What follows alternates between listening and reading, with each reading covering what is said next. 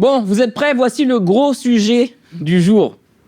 Cette semaine, LFI a voulu organiser un concert pour la fête de la musique. Ouais. Voilà. Un concert.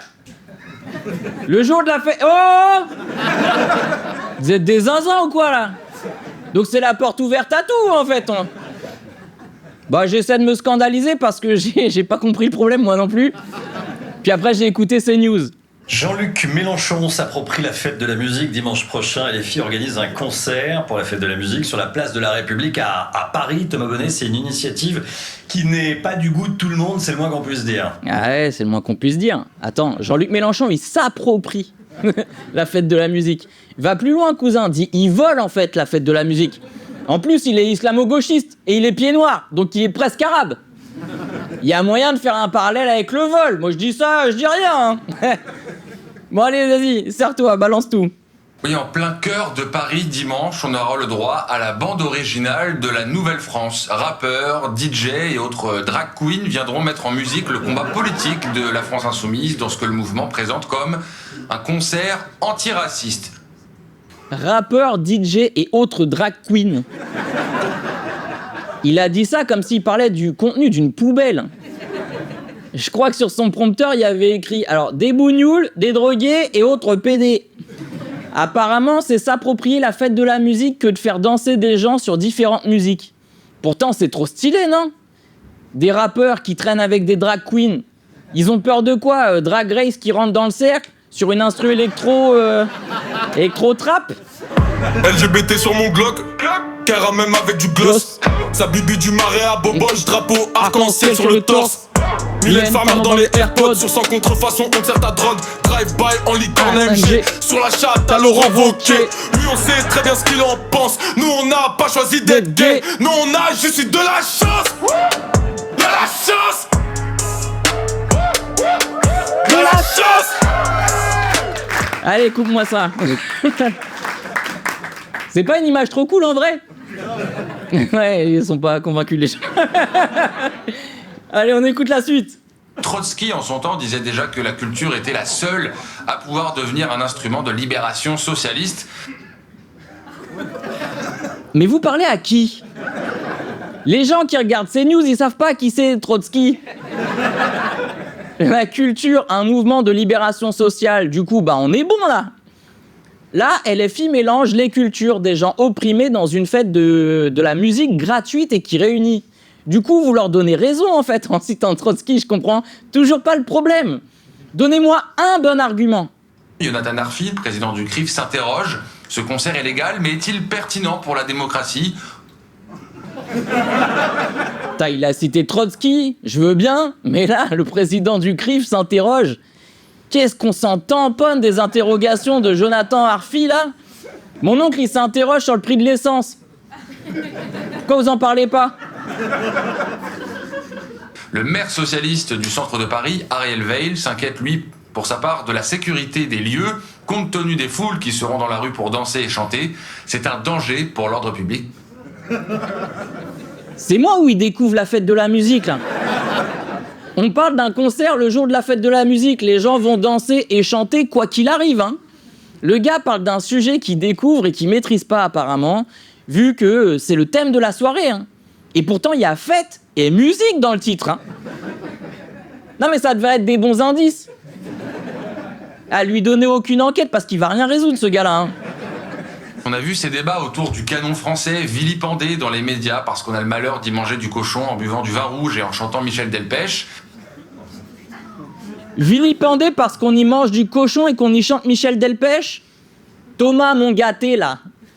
T'as pas oublié un tout petit détail dans la soirée du canon français, là? Minuscule détail, hein, mais il me semble qu'il y a des saluts nazis dans l'histoire, là, non? Le problème, c'est pas la charcuterie et Michel Delpech, hein? Non, ça vous choque pas? Ok, d'accord.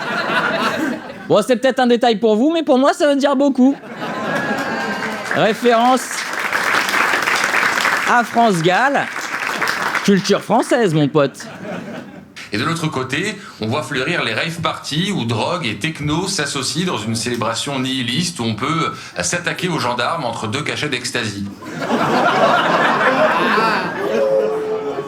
Alors, je suis vraiment désolé, mais c'est vraiment une histoire pour les cons, cette histoire-là. D'un côté, t'as les gentils Français qui mangent du cochon sans rien avoir à se reprocher, et de l'autre, t'as des méchants drogués qui attaquent la police sans raison. Et surtout, si tu prends de l'ecstasy, tu risques plus de faire des câlins aux gendarmes que de les attaquer. Est-ce qu'on peut faire plus mauvais journalisme ? C'est de la rhétorique, répondez pas, ça sert à rien. C'est ça donc, la Nouvelle-France, celle du séparatisme musical, celle d'une ambiance d'émeute recouverte par les vociférations de vedettes éphémères au profit d'un projet politique. Ah, je l'ai pas vu venir, le séparatisme musical ? Ah, je pense que même eux, ils savent que c'est ridicule, mais moi j'aurais pu trouver l'islamo-musique. J'aurais pu, c'est dans mes talents, c'est dans mes cordes, mais le séparatisme musical, c'est fort. Ils arrivent à être plus drôles que des humoristes. Tu m'étonnes que nous aussi, on se mette à mieux informer que les journalistes. Bah, tu me voles mon taf, je te vole le tien, je suis désolé.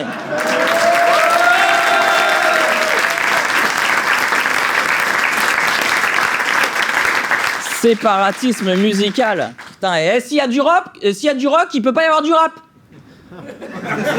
Faut séparer les musiques. Sinon, après, les gens, ils font des trucs. Et c'est pas une exception, hein. On écoute les GG sur RMC sur le concert islamo-festif.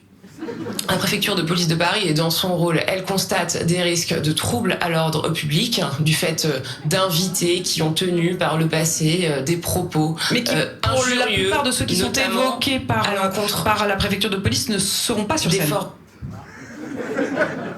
Attendez, j'ai peur de comprendre. Ils voulaient annuler un concert à cause de Medine et Sosomanes qui sont condamnés à rien, alors qu'ils sont même pas programmés. Donc ils veulent annuler un événement pour la présence de quelqu'un qui n'est pas là. C'est comme annuler un meeting du PS pour la présence d'un programme, c'est trop bizarre. Je sais pas si on se rend compte. Le pouvoir de nuisance de Medine, même son absence dérange. Medine, même quand il est pas là, il est de trop. Mais ils sont où tous ces gens qui nous disaient on va pas annuler les concerts de Patrick Bruel sans condamnation ? Les gens pas contents, ils ont qu'à pas venir l'écouter, hein ?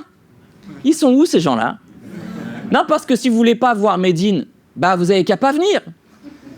Ah non, vu qu'il était pas programmé. C'est quoi les autres arguments déjà ? La préfecture de police de Paris est dans son rôle. Elle constate des risques de troubles à l'ordre public. Ah, des troubles à l'ordre public ? Pendant la fête de la musique ? No shit. Elle constate des ventes de merguez aussi pendant les manifestations de la CGT. Ouais. Troubler l'ordre public, c'est le principe de la fête de la musique. Tu veux organiser des centaines de concerts dans les rues sans troubler l'ordre habituel des choses, toi ? Tu veux des concerts publics qui se remarquent pas. Mais elle, c'est le genre de meuf, à ses enfants, elle doit leur dire venez, on joue au roi du silence. C'est pas un jeu, en fait. C'est comme jouer à cache-cache alors que personne te recherche. Voilà, c'est une anecdote personnelle. Mais parce que je criais je suis caché et tout, et puis ça durait longtemps, quoi. Risque de trouble à l'ordre public, c'est vraiment l'expression fourre-tout pour interdire tout et n'importe quoi. Il n'y a pas plus trouble que l'excuse du risque du trouble à l'ordre public. Et je suis désolé, mais si une manifestation de gauche est menacée de trouble parce qu'il peut y avoir des nazis qui cherchent la confrontation, ton taf en tant que préfet, c'est d'augmenter la sécurité pour arrêter les nazis et faire en sorte que la manifestation puisse avoir lieu et pas l'interdire et donc donner raison aux nazis. Et j'ajouterais même un peu plus d'informations de base, vu que les médias le font pas. Quand t'es préfet et que tu annules un événement parce que tu peux pas en assurer la sécurité, t'es en train de dire à tout le monde que tu sais pas faire ton boulot, en fait. Ouais.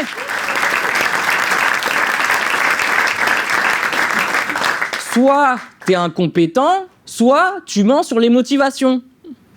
Ouais, mais non, vouloir organiser un concert contre le racisme, c'est politique. Mais vouloir annuler ce concert, c'est pas encore plus politique ? Je pose la question. Et puis c'est trop facile le risque de trouble.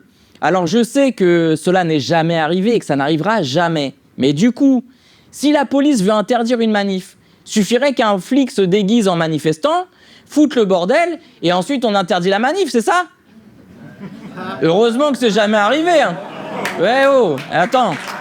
Ou alors, encore mieux, il suffirait par exemple que la droite ait créé une fausse association de nazis déguisée en féministes pour leur permettre de défiler dans des manifs réellement féministes. Et que ça foute le bordel. Non mais c'est impossible parce que là ce serait grave. Ça serait du trouble à l'ordre public mais institutionnalisé quoi. Mais du coup dans ce cas-là, admettons que ça existe, admettons. T'interdis l'événement ou l'association de fémo-nazis qui vient foutre la merde? Bah l'événement, bah oui, bah bien sûr. Bref, ça m'a saoulé. On écoute la réaction de Flora sur RMC sur RMC, ouais. Ouais, bah ouais, parce que il diffuse aussi en Angleterre. Donc RMC. Bon, on écoute la réaction de Flora sur RMC dans les grosses bouches. Moi, République, c'est pas loin de chez moi. J'ai aucune envie dimanche d'aller faire la fête avec des bannières LFI, des drapeaux palestiniens, des drapeaux politiques. Non, c'est un moment où on fait de la musique et on oublie que on se déteste en fait. Bah ouais, c'est trop bien de danser avec des néo-nazis, des antisémites, des homophobes. Et on oublie qu'on se déteste à ce moment-là. Et on est là, et on s'aime. Et c'est sublime. Alors qu'à République, il y aura des drapeaux en hommage à un peuple qui se fait génocider, ça gâche la fête. En plus, si t'habites à côté de République, bah t'es obligé d'aller place de la République. Bah si, tu peux pas écouter de la musique par exemple à Bastille, t'as pas le droit, parce que c'est dans le contrat de la fête de la musique, je vous signale. Hein. Bah il y a des secteurs, c'est comme les écoles, vous avez... De toute façon, les filles, ils conflictualisent tout là. La musique, ça devrait pas être conflictualisé, dis-leur Flora. Bah, c'est toujours la même stratégie de Jean-Luc Mélenchon de tout conflictualiser. Il savait très bien que ça allait être interdit. Bah oui, et avec la musique le soir de la fête de la musique, c'était du conflit ça. Des fois il conflictualise sa douche aussi parce qu'il met de l'eau dedans. Il conflictualise son hygiène bucco-dentaire parce qu'en se lavant les chicots, il met du dentifrice islamo-blancheur.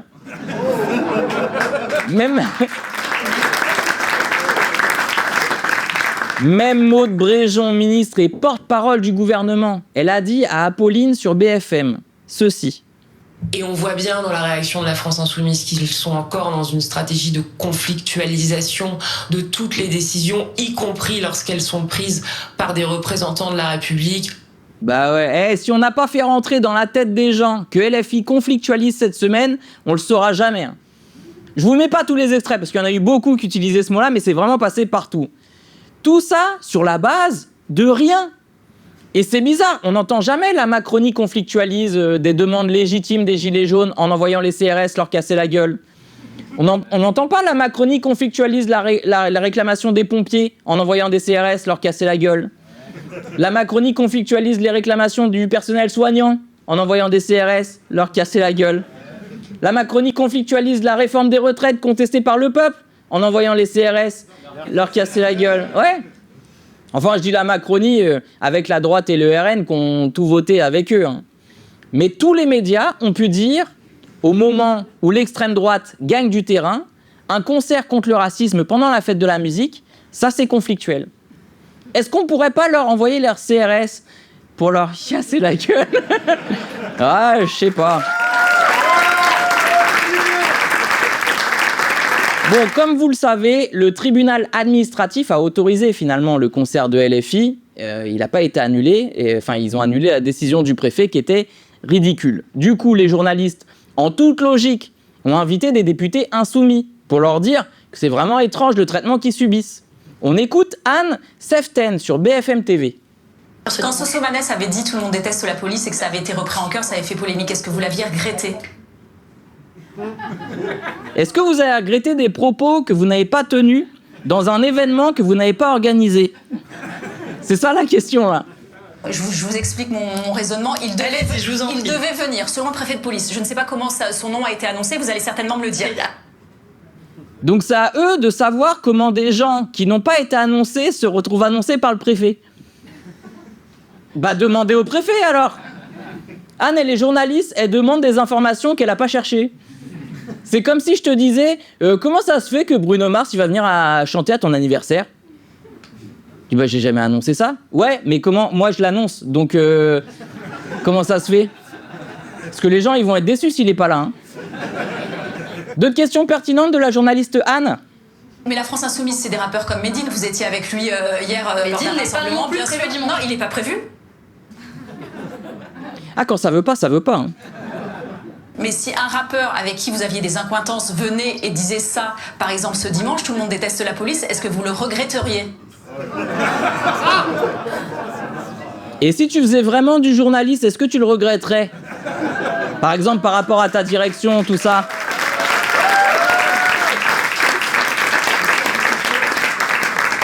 Il y a vraiment que la gauche à qui on pose des questions sur comment ils se comporteraient si jamais quelqu'un d'autre qui n'est pas eux commettrait une connerie qui n'est pas la leur. Parce qu'on n'a pas eu bonjour Madame Le Pen. Si des jeunes chantaient des trucs chelous en votre nom, est-ce que vous regretteriez? Genre ça.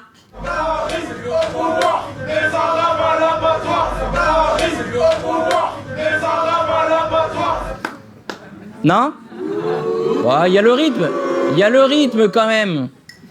Est-ce que vous le regretteriez, ça, Marine Le Pen? Bah non, on lui pose pas la question, hein.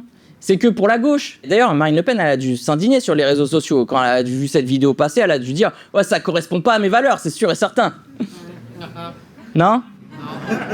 Et la LICRA, elle a dû s'en saisir tout de suite. T'sais, ils ont dû au moins faire un post sur X pour dire que c'était... Non? Et sinon, par exemple... Ah. Allô? Ah d'accord. Ok. Bah nickel, ouais. Ah, on m'a dit c'est des Arabes, on s'en fout en fait. Donc on passe au prochain sujet. T'as kiffé? Alors prends ta place pour mon spectacle ou la riposte, les liens sont dans ma bio.